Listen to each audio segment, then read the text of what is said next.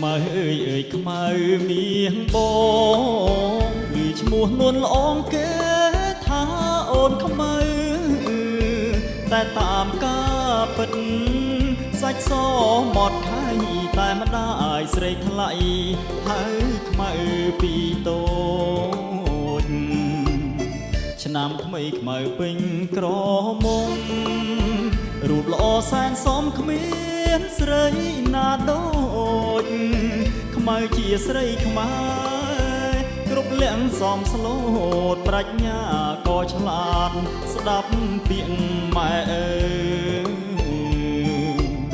ថ្ងៃនេះបុណ្យចូលឆ្នាំថ្មីបងឃើញខ្មៅស្រីអូនរៀបចំផ្ទាំង